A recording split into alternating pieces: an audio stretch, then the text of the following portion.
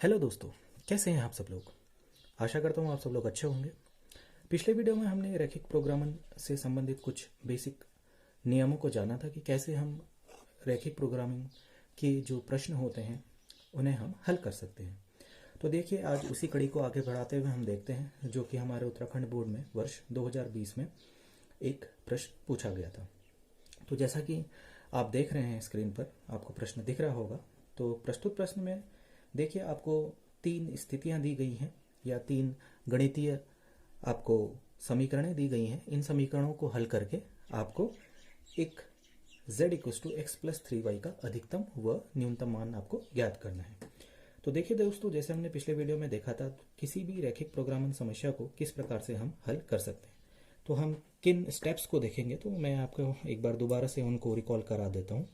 तो हमारे जो स्टेप्स, जिन स्टेप्स का यूज़ करके हम पेपर में इन प्रश्नों को हल करेंगे, तो पहला स्टेप हमको ध्यान रखना है हमेशा कि सबसे पहले हमें क्या करना होता है, ये जो गणितीय समीकरण है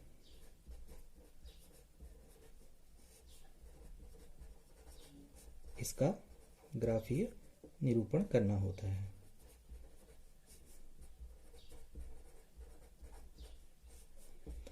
सेकंड स्टेप क्या होता है, हमें उभयनिष्ठ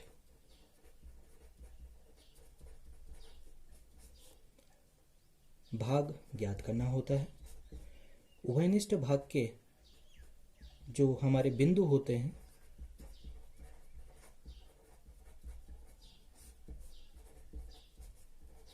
उन पर z का मान हम ज्ञात करते हैं।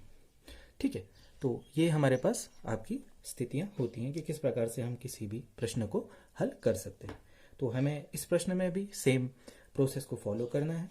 तो देखिए, अब जो ये प्रस्तुत प्रश्न है इसमें हम किस प्रकार से इसको हल करेंगे। तो सबसे पहले वही, जैसे मैंने आपको कहा कि हमें क्या करना है, ग्राफीय निरूपण करना है जो भी हमको समीकरणें दी गई हैं। तो हमारी फर्स्ट समीकरण है, देखिए, तो जैसे मैंने आपको कल कहा था कि आप इसको सिंपल सा ऐसा लिखिए, 2x + y = 3। इसके लिए पहले आप ग्राफ में इसको प्लॉट कीजिए। तो मैं एक ग्राफ ड्रॉ कर लेता हूँ यहाँ पर। ये आपकी x अक्ष, ये आपकी y अक्ष। तो देखिए, जैसे मैंने कल कहा था कि आपको क्या करना है, आप x अक्ष पे अगर आप देखेंगे तो y का मान 0 लेंगे और y अक्ष पर अगर आप देखेंगे तो x का मान 0 लेंगे और इस प्रकार से रेखा को निरूपित करेंगे। तो देखिए, मैं लिखता हूँ, यदि y = 0 तो x का मान क्या होगा, 2x + 0 = 3। x का मान हमको कितना मिल जाएगा, 3/2। तो हमें क्या क्या बिंदु प्राप्त हो गए, 3/2, 0, क्योंकि हम पहले x का मान लिखते हैं फिर y का मान लिखते हैं। ठीक है, एक समीकरण यहाँ से मिल गई। मतलब समीकरण के लिए आपको जो दिए गए बिंदु हैं, जिस बिंदुओं की सहायता से आप रेखा का निर्माण करेंगे, तो एक बिंदु हमें ज्ञात किए हो गए। फिर दूसरी स्थिति, यदि x = 0, y अक्ष पर अगर आप देखेंगे तो अगर आप बिंदु को देखेंगे तो x का मान वहाँ पर 0 रखेंगे। तो 2 × 0 धन y = 3। तो y का मान यहाँ से आपको कितना मिल जाएगा, 3। तो आपके दूसरे बिंदु के निर्देशांक क्या मिल गए, 0, 3। तो ये x हो गया, ये y हो गया। तो 2 बिंदु आपको ज्ञात हो गए और इन बिंदुओं की सहायता से आप क्या कर लेंगे, रेखा को यहाँ पर प्लॉट कर देंगे। तो जैसे मैंने कहा था कि आप यहाँ पर अगर 1 मान लें, यहाँ पर 2 मान लें, तो यहाँ पर कितना मिल जाएगा आपको, 3/2 मतलब 1.5, 0, ये बिंदु प्राप्त हो जाएगा। ठीक है, और y अक्ष पे अगर आप इसको 1 मान लेते हैं, इसको 2 मान लेते हैं, इसको 3 मान लें, तो 0, 3 आपको ये बिंदु प्राप्त हो गया। इन बिंदुओं को मिलाते हुए आप एक रेखा का निर्माण कर देंगे। ठीक है जी, तो बस ये आपने रेखा का निर्माण कर दिया। अब देखिए, आपको पेपर में जो प्रश्न दिया गया है उसके अनुसार आपका जो समीकरण है वो क्या है, 2x + y > 3। तो आपको क्या देखना है, इस रेखा से आपको ऊपर के भाग को देख रहे हैं, क्योंकि ग्रेटर देन बोला गया है। तो मैं यहाँ पर एरो से इस प्रकार से इसको प्रदर्शित कर देता हूँ कि आपको इस लाइन से ऊपर के भाग को देखना है। ठीक है बच्चों, अब देखिए, अब पहली जो समीकरण थी उसे हमने हल कर लिया और उसको ग्राफ में निरूपित भी कर दिया। अब आप दूसरे समीकरण पे आ जाए। दूसरे समीकरण को हम देखें तो x + 2y = 6 के लिए हम इसको पहले हल करते हैं, फिर <6 के लिए हम उसको निरूपित कर देंगे। तो सेम तरीका हम यहाँ पर अपनाएंगे। y अक्ष पे अगर हम देखें, पहले हम चलो एक्स एक्स पे देख लेते हैं। एक्स एक्स के लिए वाई का मान 0 रख देंगे, तो एक्स धन 2 गुणा 0 बराबर 6। तो एक्स बराबर 6, तो आपको बिंदु क्या मिल गया 6,0।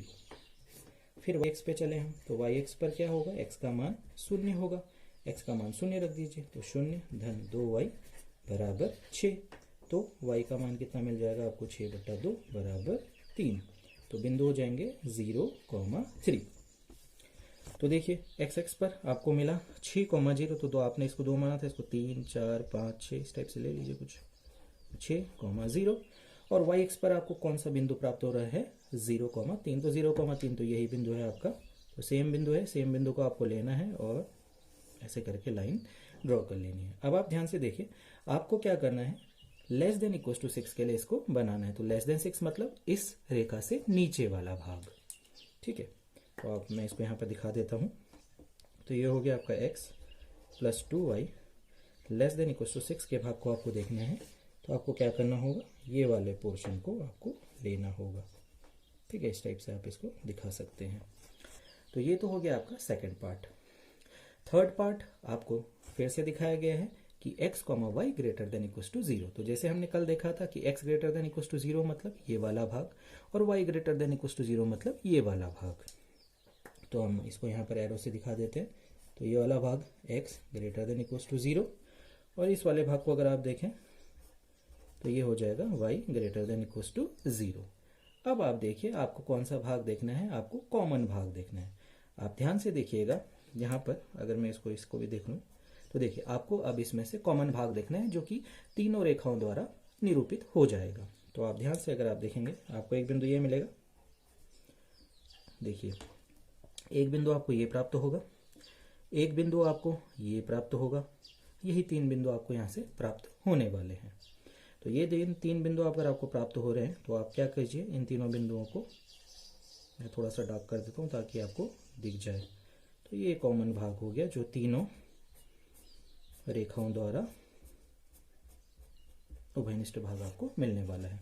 आप इनको कुछ भी नाम दे सकते हैं, ए, बी और सी। तो देखिए इस प्रश्न में आपको 3 बिंदु प्राप्त हो गए, और तीनों बिंदुओं के निर्देशांक भी आपको पता है। तो आपको इसमें ज़्यादा कुछ हल करने की आवश्यकता नहीं है। तो देखिए आपने ग्राफीय निरूपण कर लिया गणितीय समीकरण का, आपने उभयनिष्ठ भाग भी देख लिया। अब आप तीसरा क्या करते हैं, बिंदुओं पर z के मान को ज्ञात करते हैं। तो देखिए अब आप बिंदुओं को लिख लीजिए कहीं पर। तो मैं इसको यहीं पर अगर बना दूं, या देखते हैं, चलिए मैं यहीं पर कर देता हूँ, ज़्यादा आपका स्थान ना लूँ। तो बिंदु आपका ए, जिसके निर्देशांक आपने देखे 0,3, बिंदु बी जिसके निर्देशांक है 3/2, 0, और बिंदु सी आपने लिया जिसके निर्देशांक है 6,0। तो मैं इसको इस टाइप से लेकर आपको हल करके दिखा देता हूँ। इन बिंदुओं पर आपको क्या करना है, z का मान ज्ञात करना है। तो देखिए z का मान अगर आप बिंदु ए के लिए देखते हैं, तो z बराबर आपको पता है कि क्या है, x धन 3y ये है। अब x का मान 0 रख लीजिए, y का मान 3 रख लीजिए, तो आपको क्या प्राप्त हो जाएगा, पहले से 0 धन 3 गुणा 3, तो कितना आ जाएगा 9। तो आपको a पर, बिंदु a पर z का मान कितना प्राप्त हो गया, 9। ऐसे बिंदु b पर देखिए, x का मान आपने रखना है 3/2, और y का मान तो 0 ही है यहाँ पर। तो कितना प्राप्त हो जाएगा आपको, 3/2। तो 3/2 आपको प्राप्त हो जाएगा, या 1.5 आप इसको लिख सकते हैं। अब बिंदु सी पर देखिए 6,0 है, तो x का मान आप 6 रख लीजिए और y का मान 0 रख लीजिए। तो 3 गुणा 0, तो यहाँ से आपको क्या मिल जाएगा, 6। तो यही 3 बिंदु थे। अब आप देखिए आपको प्रश्न में क्या पूछा गया था, z का अधिकतम और न्यूनतम मान ज्ञात करना है। तो देखिए बिंदु 0,3 पर z का मान है 9, तो अधिकतम मान कितना हो गया, तो अधिकतम मान कितना प्राप्त हो गया हमको, 9। कहाँ पर, बिंदु ए पर, जो कि 0,3 है। और देखिए आपको न्यूनतम मान ज्ञात करना है, तो न्यूनतम मान देखिए यहाँ पर इन तीनों में सबसे न्यूनतम मान कितना है, 1.5। तो न्यूनतम मान किस पे प्राप्त होगा, बिंदु बी जो आपके समीकरण में आपने, मतलब ग्राफ में आपने निरूपित किया है, ये हो जाएगा न्यूनतम बिंदु 3/2, 0। तो मान पूछ रहा है, तो अधिकतम मान 9 है, न्यूनतम मान 1.5 है। तो आपका ये इस प्रश्न का हल हो जाएगा। तो तो देखिए बच्चों, बड़ी आसानी से आपने इस प्रश्न को हल कर लिया। इस प्रश्न में ऐसा कुछ नहीं था, बहुत सिंपल सी कैलकुलेशंस आपको करनी थी। आपने गणितीय समीकरण को ग्राफीय निरूपित करना था, उसके पश्चात इसमें उभयनिष्ठ भाग को ज्ञात करना था, और उन उभयनिष्ठ भाग में जो आपको बिंदु प्राप्त हुए थे उन बिंदुओं पर आपको z का मान ज्ञात करना था, और अधिकतम एवं न्यूनतम मान को आपने कैलकुलेट करना था। तो अधिकतम मान आपको 9 प्राप्त हुआ और न्यूनतम मान आपको 1.5 प्राप्त हुआ। तो ओके बच्चों, थैंक यू, बाय बाय।